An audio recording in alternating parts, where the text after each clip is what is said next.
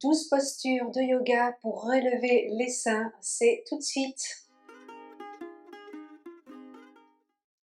Bonjour à tous, je suis Valérie de Miss Fine Yoga et pour notre séquence express du jour, je vous propose 12 postures qui vont vous permettre de remonter, de relever les seins, d'avoir une poitrine plus ferme, plus tonique, même quand on a plus de 50 ans. Donc voilà, on va commencer directement en position debout avec notre première posture. Alors la première posture que vous pouvez faire pour relever les seins, c'est la fente au Tanjaneyasana. Donc pour ce faire, vous êtes à l'avant de votre tapis, les pieds sont à la largeur des hanches, vous commencez par la montagne et vous voyez un peu comment vous êtes au niveau de votre ancrage. Pensez déjà dès maintenant à reculer un petit peu les épaules vers l'arrière, donc ça vous permet d'avoir une belle posture et notamment d'ouvrir justement la poitrine. Inspirez par le nez, expirez.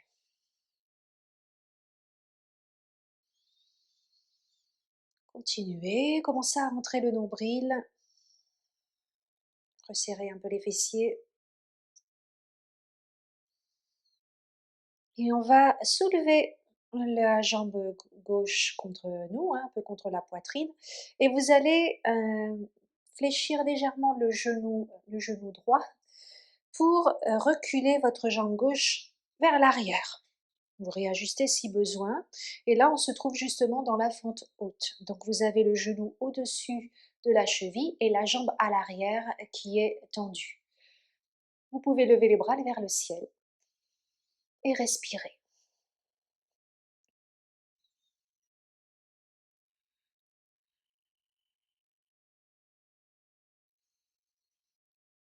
On reste ici pour 30 secondes ou 5 respirations.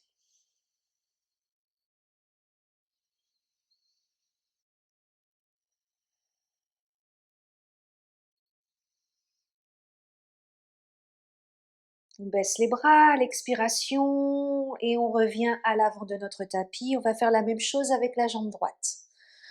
Donc, vous soulevez le genou droit et vous reculez votre jambe droite vers l'arrière pour avoir ici le genou gauche vers l'avant. On tend la jambe à l'arrière, on rentre le ventre, le genou au-dessus de la cheville. Une fois qu'on est bien aligné, bien installé, on lève les bras vers le ciel à l'inspire et on respire. Vous devriez sentir cette ouverture justement au niveau des poumons. Et en levant les bras, on redresse ici la poitrine.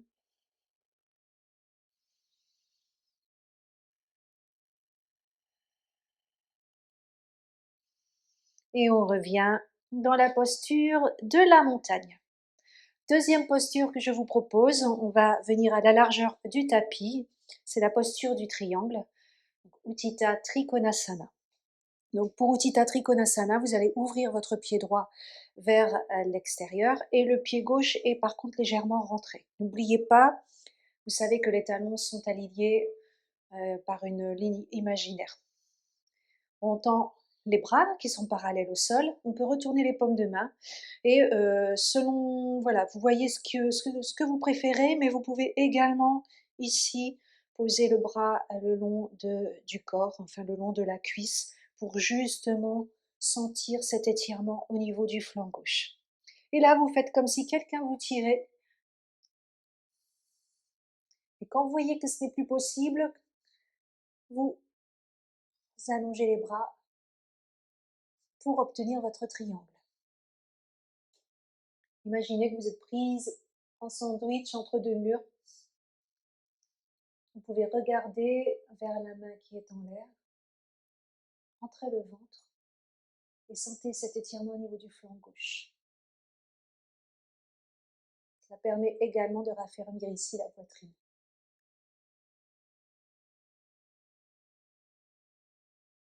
Inspirez, redressez-vous. Et on fait la même chose de l'autre côté. Donc on pivote les pieds du côté gauche. On garde les jambes tendues, bras droit le long de la cuisse, On fait comme si quelqu'un nous tirait vers la gauche, on garde le flanc tourné vers le ciel et on fait notre triangle.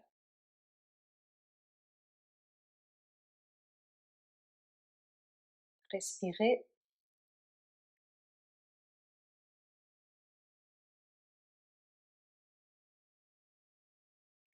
Et on se redresse. Donc ça, c'est une posture débutant, donc normalement, vous devriez vous en sortir. Il n'y a pas besoin justement d'aller tout en bas, hein. C'est pour ça que je dis que c'est une posture débutant, c'est qu'on peut euh, être bien plus haut pour faire le triangle.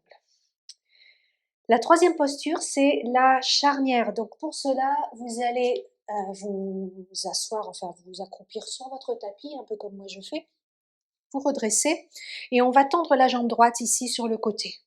La plante du pied est contre le tapis, hein, sur le tapis.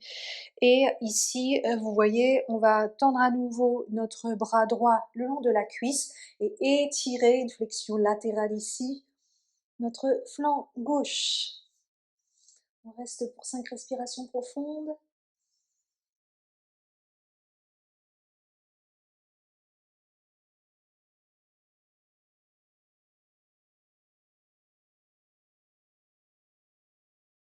Et on se redresse à l'expire. Donc vous voyez que les flexions latérales servent aussi à redresser la poitrine. On fait la même chose de l'autre côté.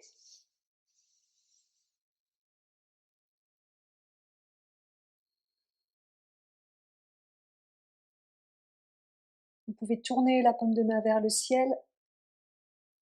Vous pouvez faire comme si vous poussiez quelque chose le plus loin possible de votre tête.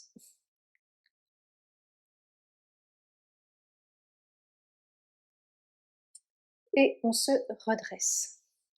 La quatrième posture, c'est Ustrasana, le chameau. Donc cette posture, par contre, n'est pas une posture débutante. Donc je vais vous proposer une variation pour les débutants. Donc là, cette fois-ci, on est dans une flexion arrière. Donc ça va permettre ici de travailler également l'ouverture du cœur et donc de remonter la poitrine. Donc ce qu'il faut savoir, c'est que dans la posture du chameau, justement, on ne se contente pas juste de se, voilà, de se baisser comme ça, enfin vers l'arrière. En fait, l'idée, c'est déjà de remonter la poitrine.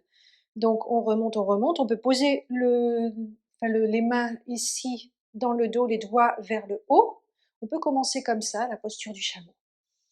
Et là, on ouvre la poitrine et en fait, notre flexion se fait à partir du milieu du dos. Donc, vous pouvez commencer comme ça. Le pubis va vers l'avant et la poitrine remonte vers le ciel. Vous pouvez également relâcher la nuque si vous n'avez pas de soucis.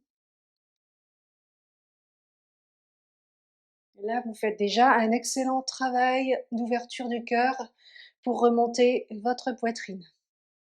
On continue avec la posture de la tête de vache. Donc pour cela, vous allez vous asseoir sur le tapis. Croisez donc les chevilles, hein, c'est très bien comme ça. Et vous allez poser votre main gauche à côté de vous et lever le bras droit à l'inspire. Ensuite, vous collez les doigts comme ça entre vos omoplates. Et vous pliez votre coude gauche et vous allez peut-être attraper vos doigts. Alors, ce n'est peut-être pas forcément le cas pour vous. Si ce n'est pas le cas, vous pouvez utiliser une sangle. Et on respire.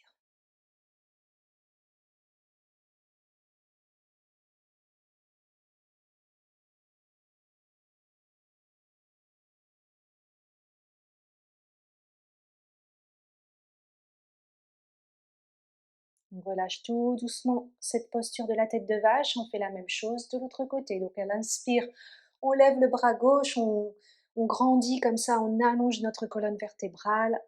On vient plaquer la main entre les omoplates et peut-être que l'autre main la rejoint. Alors, vous verrez peut-être que vous avez un côté qui va mieux que l'autre, c'est normal, on a un corps un peu asymétrique, donc c'est pas grave.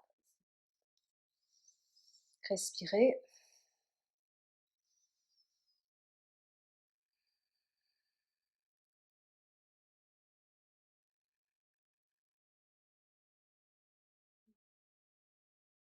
et on relâche la posture de la tête de vache. On continue avec notre 6e asana qui est la posture du cobra. Donc pour la posture du cobra, on va s'installer sur le ventre. Et donc pour le cobra, en fait, on pose les mains ici à côté de la poitrine, justement. Les coudes sont contre nous, hein, contre les flancs. Et en fait, on pousse dans les mains pour redresser la poitrine. Donc là, on a un petit cobra. Si vous voulez travailler un peu plus, mais attention au bas du dos, vous pouvez ici ouvrir, enfin tendre un peu plus les bras. Relâchez bien les épaules par contre.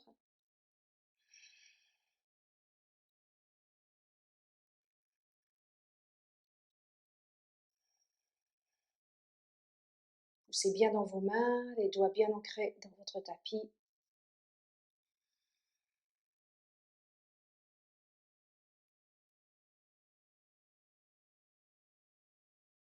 Et on relâche tout doucement.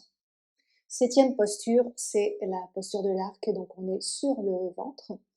Et l'idée, alors vous avez cette possibilité de poser un coussin ici sous la poitrine si vous ne voulez pas appuyer trop sur la poitrine. Et donc l'idée c'est d'attraper ici les chevilles et de pousser les pieds ici dans les mains pour soulever les quadriceps. Et vous soulevez également votre poitrine vers l'avant.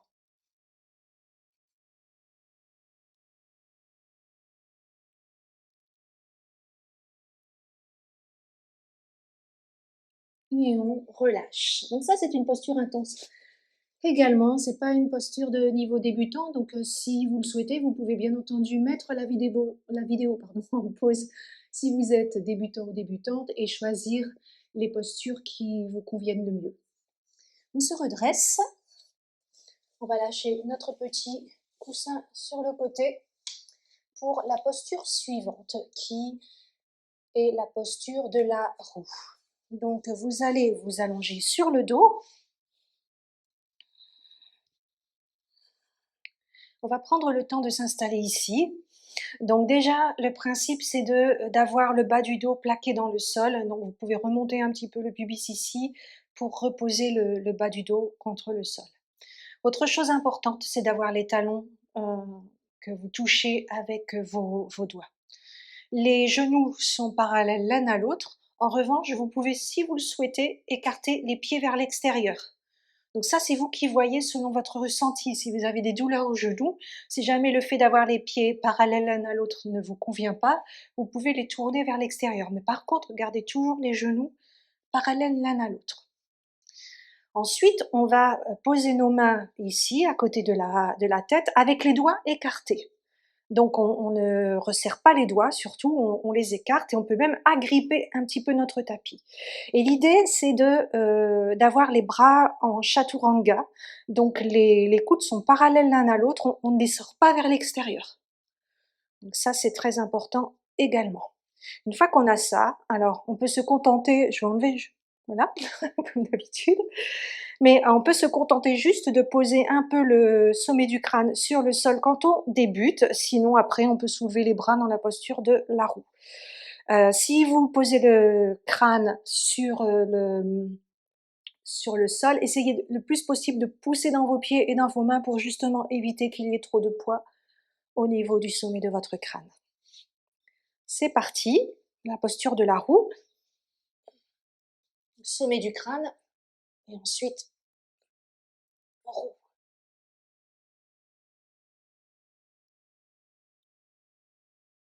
Et on relâche d'abord avec le crâne, enfin voilà, la tête qui se replie d'abord avant le dos. Donc ça c'est la posture de la roue. On continue ensuite avec notre prochaine posture qui est Shirsasana. Donc là pareil, c'est une posture avancée, donc elle n'est pas faite pour tout le monde. Si jamais vous avez un peu peur de cette posture, n'hésitez pas à la faire contre le mur. Donc le principe est le suivant. On va joindre les mains ici, enfin entrelacer les doigts et garder nos petits doigts à l'intérieur. On va faire un triangle ici avec nos mains, faire comme une petite coupelle, d'accord? Et on pose. On fait attention ici au niveau de la peau de nos avant-bras, que ça bouge pas trop. Et une fois qu'on a ça, on va pouvoir venir comme en planche. Une fois que vous êtes en planche, vous rapprochez les mains, les pieds, pardon. Vous pouvez plier un pied, puis l'autre, et soulever peu à peu les jambes.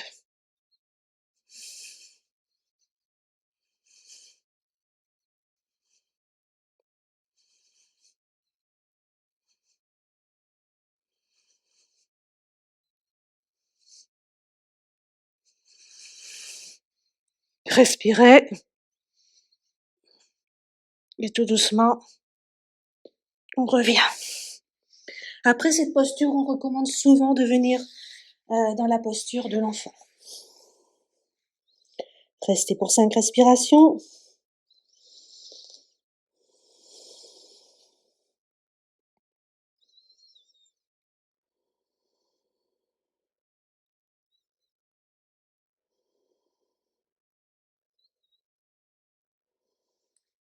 La 11e posture consiste en une asana de relaxation. Donc vous allez vous allonger sur le dos. Et le principe, c'est de fléchir le genou droit. Alors on peut également, avant de le fléchir, légèrement bouger les hanches vers la droite, puis fléchir les genoux, effectuer une torsion ici vers la gauche. On reste pour 5.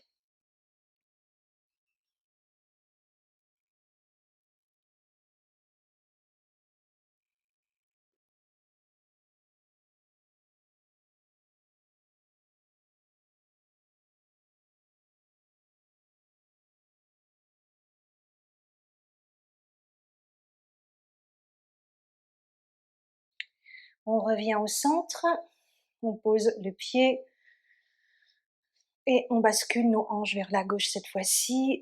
On fléchit le genou gauche, on effectue une torsion vers la droite et on essaie de garder surtout les épaules dans notre tapis.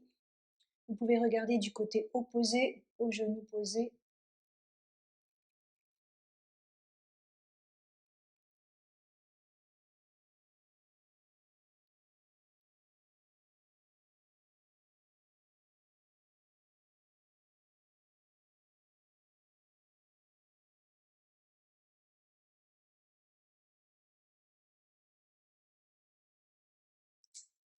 Et on revient au centre.